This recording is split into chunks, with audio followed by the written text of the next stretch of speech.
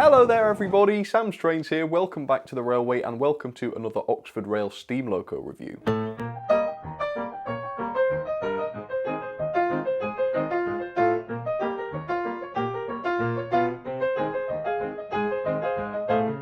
So I'm hoping you're going to be quite pleased with me today because I've been hunting and I found you yet another bargain. So the loco I'm going to be looking at today is of course this. It is the Oxford Rail Adams Radial tank in the EKR green, which is one I've never looked at before.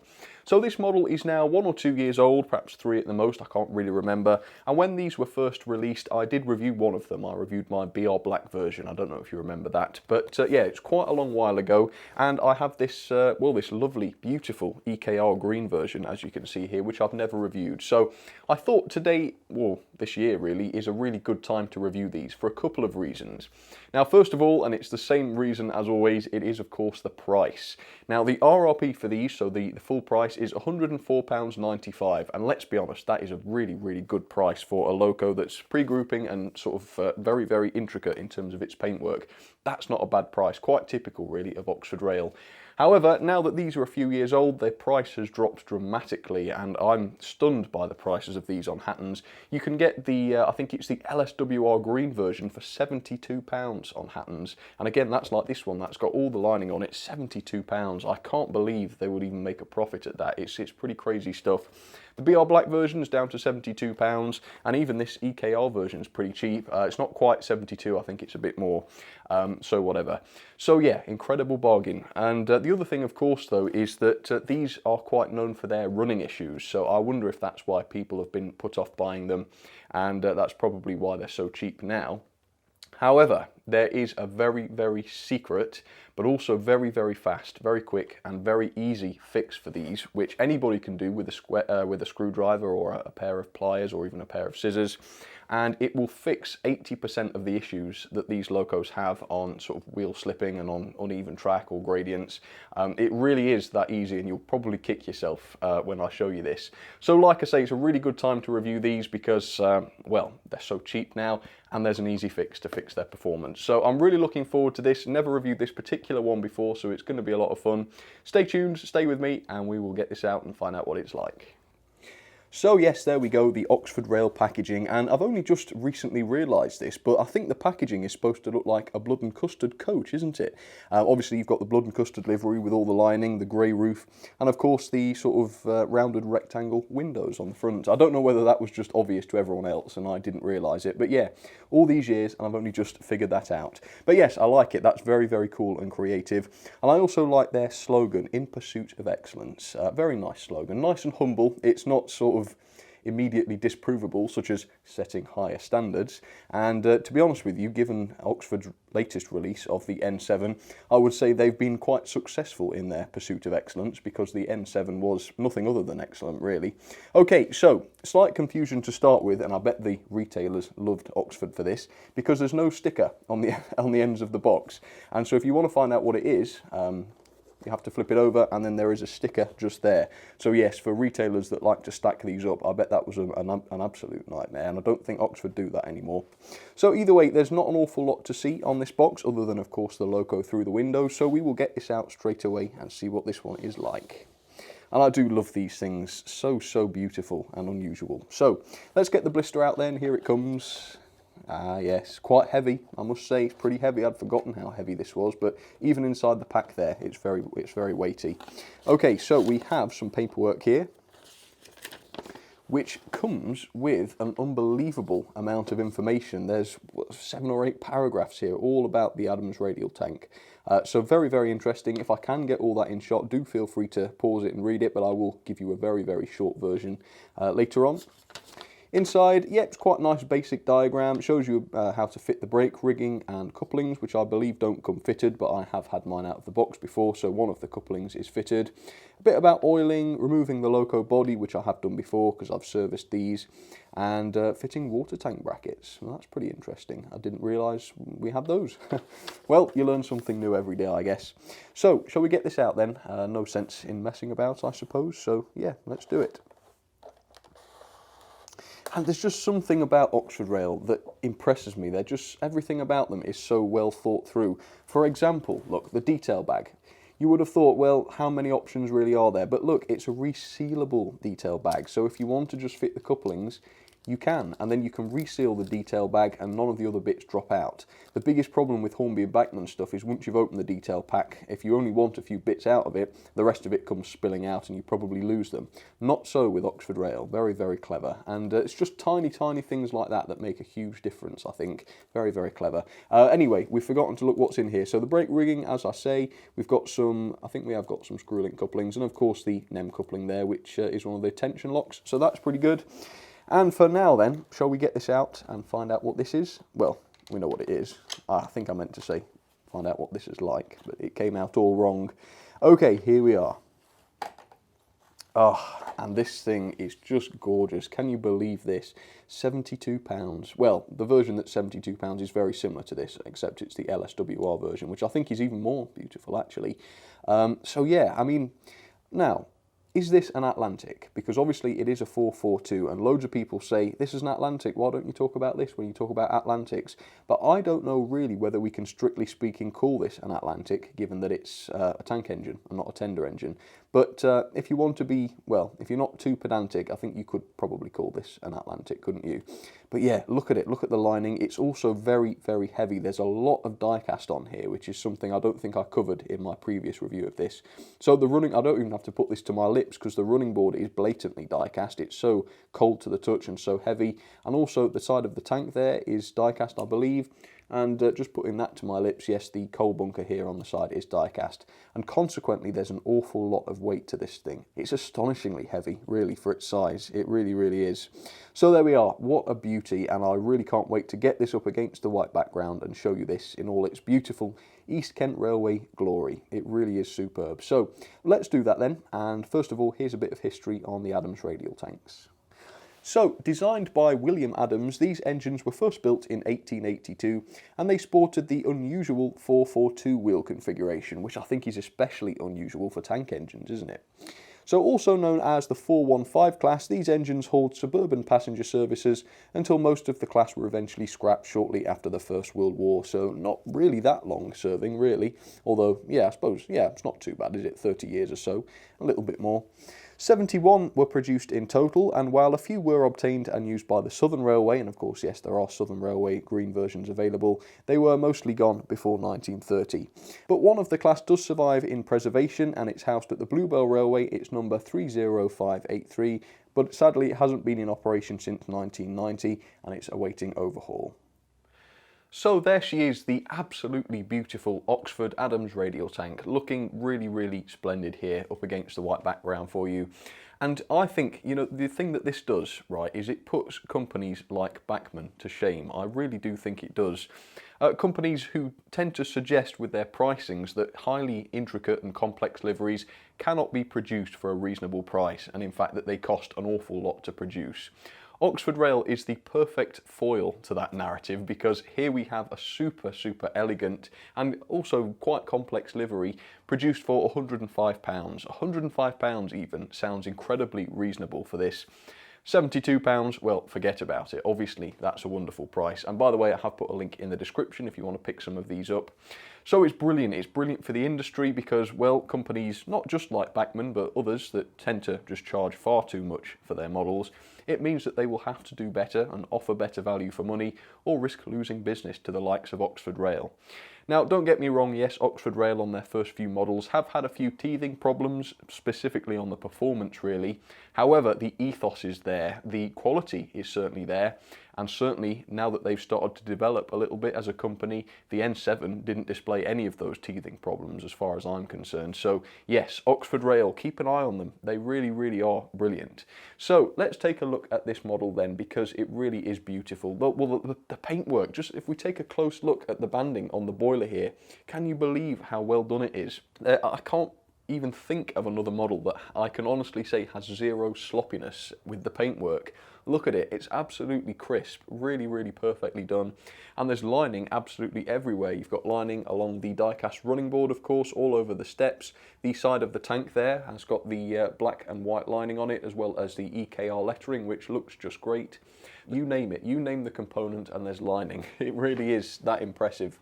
And wherever you look, the lining is done just splendidly. Look at the cylinders, for example, all very, very nicely done. The presentation is just incredible, and there's also an awful lot of complexity to the model with the separately fitted parts as well. So we've got handrails wherever the eye can see them, so obviously on the side of the boiler, on the side of the cab you've got some as well, and on the tanks you've got these sort of separately painted versions as well, the sort of silvery ones, which really do stand out, and again they just make the livery, don't they really? Also you've got those on the side of the cab doors there, which is just beautiful. Really, really love that. In fact, the number of separately fitted and separately applied parts is quite mind-boggling if you think about it. Once again, for the price, it really does open your eyes to how much these things really cost and how much they can still be sold for and make a profit. As I say, even 105 seems incredible given the number of separately fitted parts. So let's take a look. In front of the cab, you've got this whistle, which I think is just made of plastic, but at least it's halfway realistic looking, quite nicely moulded. And there's loads of pipe work around the front of the cab area as well, which all appears to be separately fitted.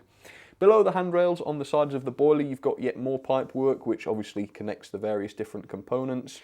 You've also got these very, very nicely moulded, I think, clack valves. Hopefully that's what these are. I apologise if I've misremembered. They are just plastic once again, but very, very finely moulded, as I say, and separately painted, of course. They really do look intricate.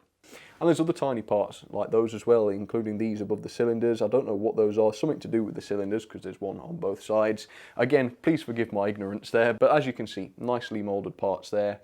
And even the buffer beams are super nicely detailed. So you've got the vacuum hoses pre-fitted, you've also got pre-fitted, and separately fitted rather, lamp irons, which look great. You've got printing on the buffer beam, which has the running number on it, I believe. We have metal buffers, which are sprung. Look at this. So yeah, sprung buffers. You've also got guard irons, which are painted as well, which look really, really great. You've got those on the front and back. The cab, blimey, let's get onto the cab, shall we? So you've got glazed windows, which are individually glazed. It's not a single part that just slits into the back of the cab. They appear to be individually glazed, and they're very, very thin slivers of plastic, which really have quite a realistic glass effect to them. Again, there's just something about the way the light refracts through those that just makes them look like glass and not plastic. I don't know whether it's intentional, accidental, but either way, it looks really, really good. The cab detail is just beyond anything else I've ever seen. You've got full gauge details, loads and loads of separately fitted and separately painted components inside there, as well as a very orangey cab background, which looks quite interesting. I don't think I've ever seen an orange cab like that before. I suppose the crew must have funny eyes after spending a few hours on board that, but either way, yes, very, very impressive. The cab is wonderful. In fact, I'm hoping the camera here can do that justice. Man, there's things I've missed. Look, we've got the wheel arches here, which are all lined with what I'm assuming is a builder's plate inside there. I'm guessing that's what it is. I'll try and get a close-up. The coal bunker is very nicely done as well. As you can see, fairly realistic looking coal, as well as this coal guard, which goes around the bunker, which again is a separately fitted piece. Around the back, yet more separately fitted lamp irons. Again, the vacuum hose and coupling hooks are pre-fitted on the nicely painted buffer beam. Man, there's just an awful lot to see, isn't there? Look at the coupling rods and the linkage rods here. Very, very, very tiny, fine things. Very, very slim and realistic looking. But they do work absolutely fine. No jamming up or anything, because obviously I have had this one running before, so I know that that's good. Yes, as far as I'm concerned, this is a more or less faultless model. There are two tiny, tiny criticisms that I can spot, which are very, very minor. First of all, you can see the chassis block quite obviously beneath the boiler there, which is a little bit ugly, and if you're looking up close, you will spot that. I'm not sure whether the Hornby Adams radial tank has that issue or not. I'm guessing probably, but I don't know, I haven't got one. And also the sort of axles of the wheels have not been disguised at all. Normally with real locos you don't just see unpainted axles sticking out there. Yeah, they normally don't look that way. I'm not saying for sure that the real thing wasn't looking like that, because it might well have done, but what I can say is that normally they don't look like that. So that's perhaps a slight inaccuracy there, but to be honest, I think we're doing pretty well if that's the only thing I can spot. So yeah, very, very impressive. Do let me know what you think of this. I love it. I think just for the livery, absolutely gorgeous. So yeah, Oxford Rail, what a company and what a price for this as well. Even full price, I would consider this a bargain, but for more than £30 off for £72, I'm blown away by these things. They really, really are that gorgeous, aren't they? So let's talk a bit about performance then. Not so great on the performance, at least though you can live with most of the issues, provided the motors are okay, you know. But if not, you know, you can send them back to the retailer without a problem, get them replaced. Anyway, let's not waffle, let's get on to the performance and actually try her, shall we?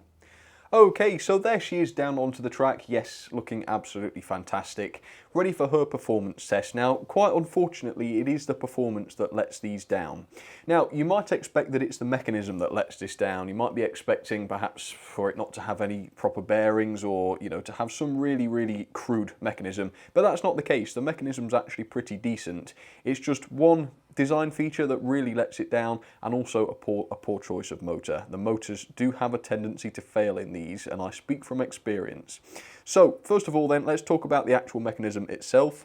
There are quite a lot of pickups on this model. In fact, the only wheels that don't pick up are the front bogie wheels. So even though it's a 442, there isn't really a problem with picking up. The rear truck here picks up as well. And unlike the Hornby Adams radial tank, the only one of those I had was one that came into service, and it just kept cutting out all of the time because its pickups weren't working properly. The pickups are very well designed on this, and they do work very well.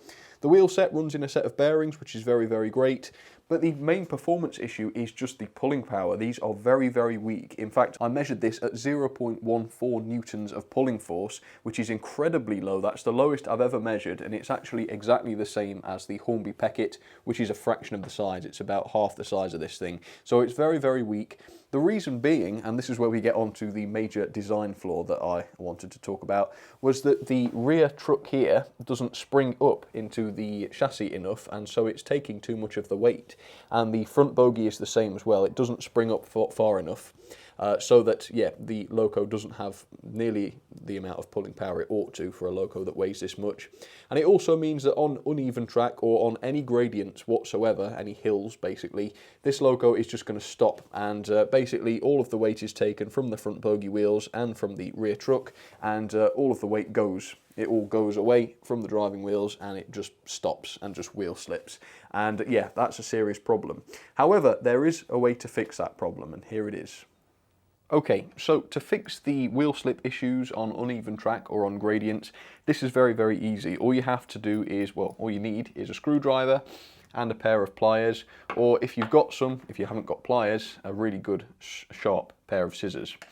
And all you need to do is take out, well, you need to undo this screw. I'm going to show you rather than try and tell you. You undo the screw for the front bogie, and don't lose it. So that goes to one side. The front bogie comes off, and there's a little washer, which you don't want to lose either. And then there's a spring. Here's the spring. Now, this spring's already been sorted. I've already done this one, so I'm not going to be doing it. But your spring will be a bit longer than that. And what you want to do is when you get the spring out, you need to take your scissors or your pliers and trim the spring to about half of its original length. You could take the spring out altogether, but that means that the front bogey's a bit too floppy, and yeah, that doesn't help. So trim the spring down to about half its original length, and that just means that when it's fully compressed, it doesn't push the bogie down too much. And so the bogie is able to spring that little bit more, and it then doesn't do it. Well, it still will a little bit, but 80% of the problem is solved from that. And then once that's done, you can literally just screw it all back together. It is a bit fiddly. I will try and do it on camera, but if it doesn't work first time, I will stop because, well, it's not very interesting to watch. But that's it, and you'll find that if you do that, if you've got really, really uneven track or something like that, it's still going to do it, but for the most part, it should fix the problem, which is exactly what you want, of course. So, there we go. That's it. Go on then, I know you want to see me fail at this, so let's see how steady I am.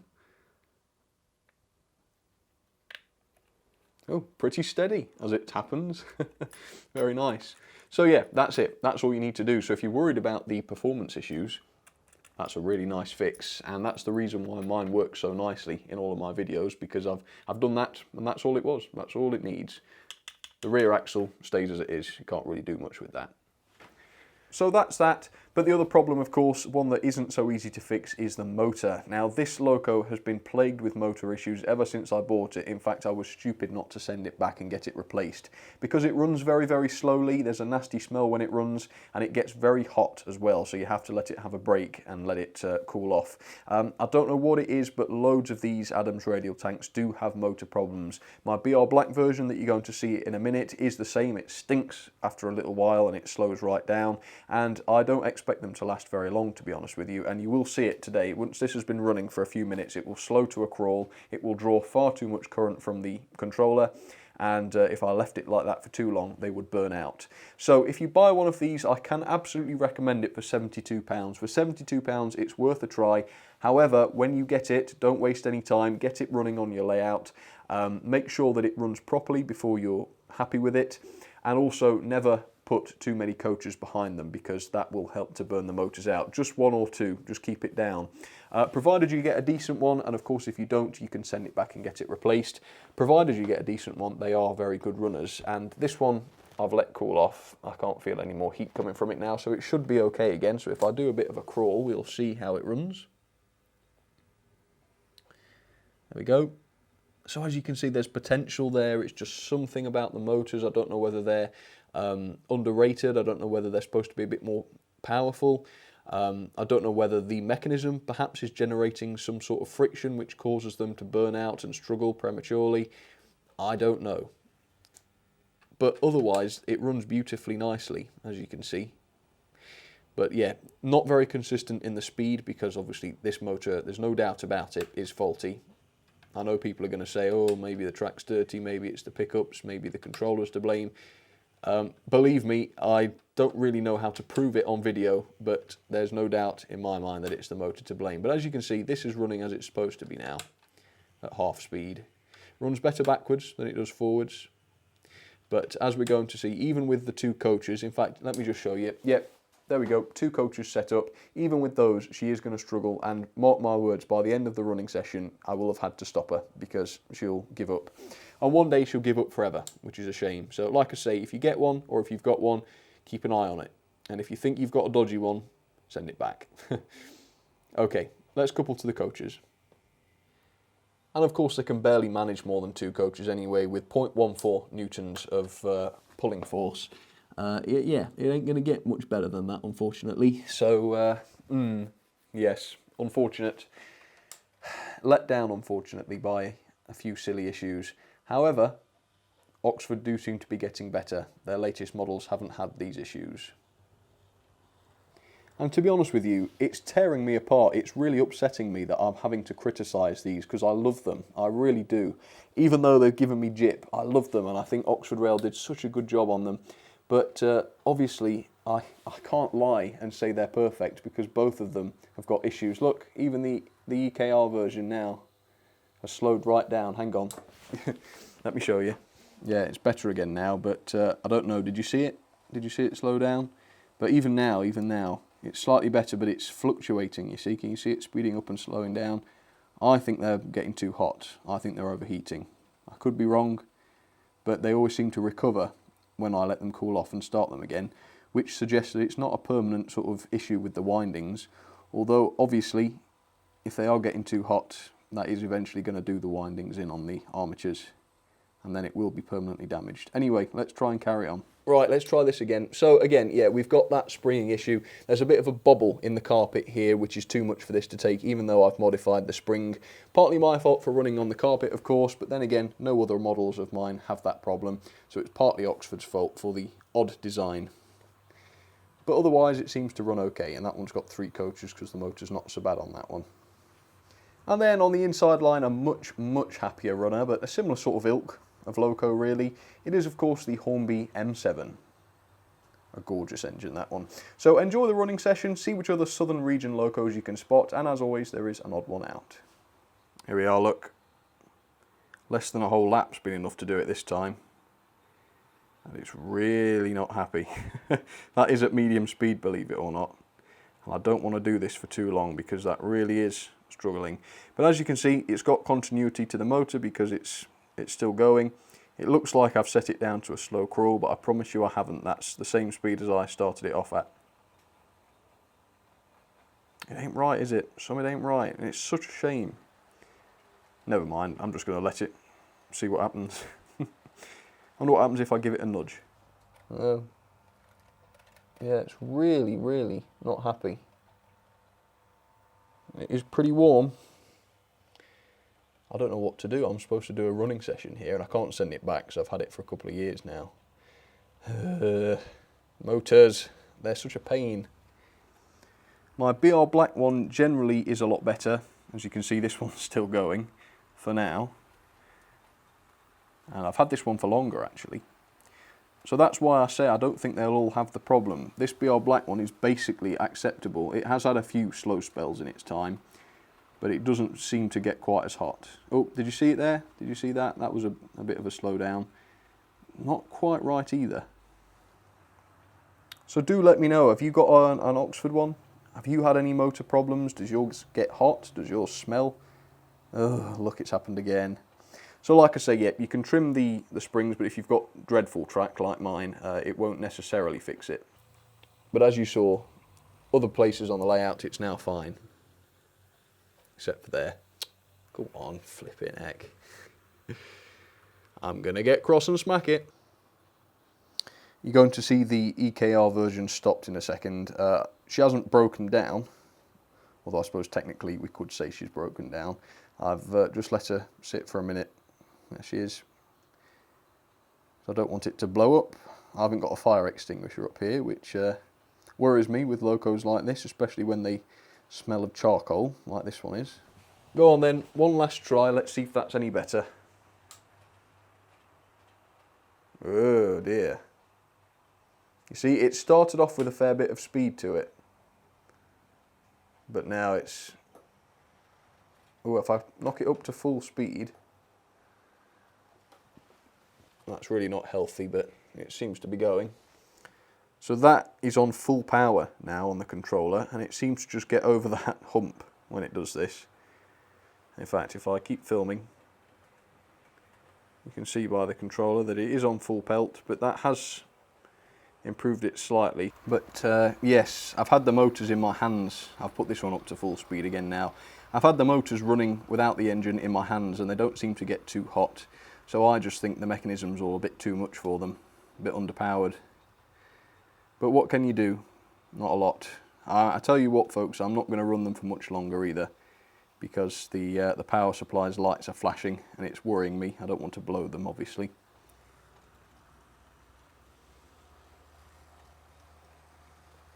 Almost looks normal there on full power, but on full power that's not going to do the Loco's motor any good. That is going to do it in if I do this for too long. But it's done in anyway, so I might as well try and get some video out of it, hadn't I? Tell you what, folks, the plot thickens. I'm really getting baffled by this. I've now put it back to half speed, and it's just run the fastest I've ever seen it run, faster than the M7's going now. It has slowed down again now, but very, very strange. I don't know what's going on. Alright, so here are my ratings then for the very, very beautiful Oxford Adams radial tank. Very, very lovely indeed. The level of detail was astonishing, as I'm sure you could gather from the detail section. In fact, I barely had chance to scratch the surface, there was so much to see. So 5-star there. The performance, I've given this just 3-star. I've taken 1 star off for the issue with the axles and the wheel slipping, and another star off just for the poor motors and the way these run as a result. The reason I'm not sort of taking more off than that is because I know it isn't all of them. Some of them will be fine. However, from what people have told me, it is a lot of them. A lot of these do have the motor problems. The mechanism then, 4 out of 5. Again, 1 star off for the motors. I'm going to penalise this several times because it is quite a serious issue. Apart from that though, the mechanism is very good. It's got the full bearings, it's got lots of pickups. Yeah, it's okay, it's not too bad. Quality then, 4 stars once again. The quality generally is very good. The level of detail means that you might expect loads of details dropping off this thing, but that's actually not the case. It's very, very sturdily built. So apart from the motor, again, that's another star off. Yes, very good quality. The value though, even the RRP of £104.95 is very, very good value in my opinion. However, for the insanely discounted price of £72, you can't go wrong.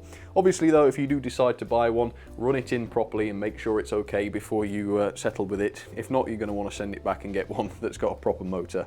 because as I say, they do tend to fail after quite a short amount of time. Overall then, into the ranking it goes. There we go, 8th, just above the L&YR Class 5 and below the Hornby Beckett. Initially I had rated it higher, but then the motor problems started again and I thought I can't give it a higher rating than this because, yeah, they're not really that fit for purpose. It's a great shame, but what can I do? And now we have it again. Right, I'll tell you what folks, I'm more or less fed up with this now. Give you a couple more shots and then I think I'll call it a day.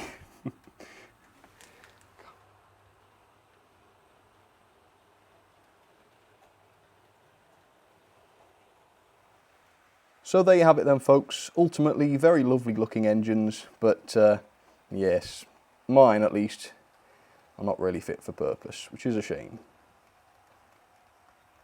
Well, there we are then folks, do let me know in the comments what you think. Quite an interesting one that, but yes, let me know what your thoughts are. Is the price too good to resist, or is it too much of a risk for you to take? To be honest, I'm on both sides. Provided it would work okay, for £72 you can't go wrong. However, if you don't want the faff, because believe me there might be some faff, can't guarantee there won't be, then I can understand you just wanting to leave it. But either way, nice models. Could do with a chassis rework to take a better motor, frankly. Okay, well, that's enough of that. Let's put them on the shelf and never speak of them again, eh? Alright, thanks for watching, folks. Thanks for your time, and I will see you very soon. Cheers, everybody.